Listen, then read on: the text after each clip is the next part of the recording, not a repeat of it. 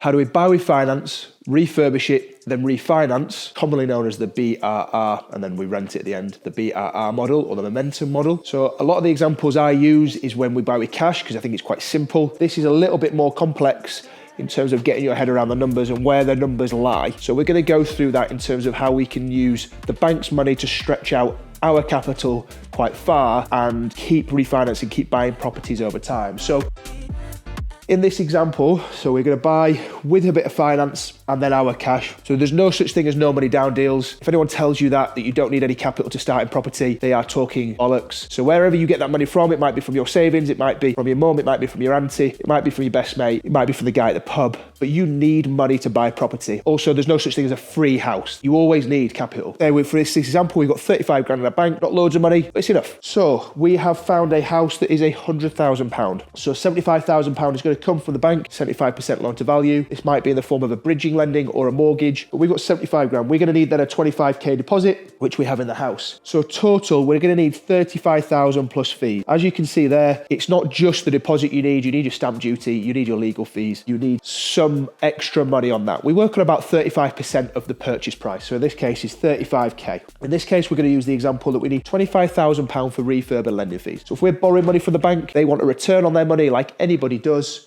If you're borrowing that off Dave down the pub, your 25 grand, you also need to pay him some returns. So what we've done, we've factored in that our refurb plus our lending costs is going to be about £25,000 in this one. We are all in for £135,000.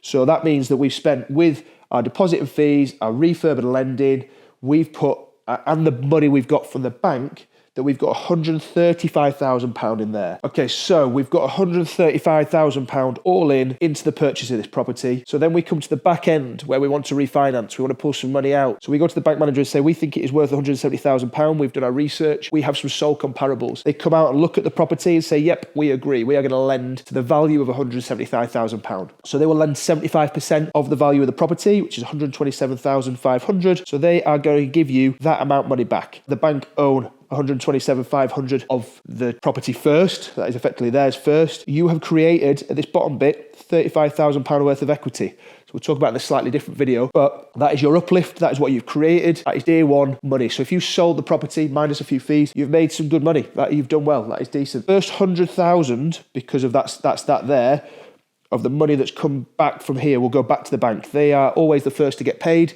no matter what happens. So 100 grand goes back to the bank. You have then 27,500 that comes back to you effectively. So that is going to come back to you. Some of that is going to be tied up in the property because you still need to make sure that all of this money tied up in this house is paid off. So that means out of your 35 grand, 27,500 is going to come back. So you've got that left to go. 7,500 is tied up and you've created some equity in there, which combined £42,000 is tied up in that property, which down the line, you'll either be able to refinance or even sell straight off the bat, release that equity. But from there, you have a property with only a small amount of capital tied up, and you could go find some more money and go again. And we could keep rinsing and repeating this over and over again with smaller pots of change. Like, this isn't easy to find a property where you buy it for 100 and you get an end value of 170. It's not the easiest thing to do, but the principles of how we get to this point of the bank owning a certain portion of your house, you owning or having capital tied up and creating equity, so you've got money that comes back out so you can refinance and go back round, is how we have shown this in this video. So hopefully it's really helpful. Hopefully you understand the principles. If you don't, please ask questions in the comments box and subscribe and like and follow for more, please.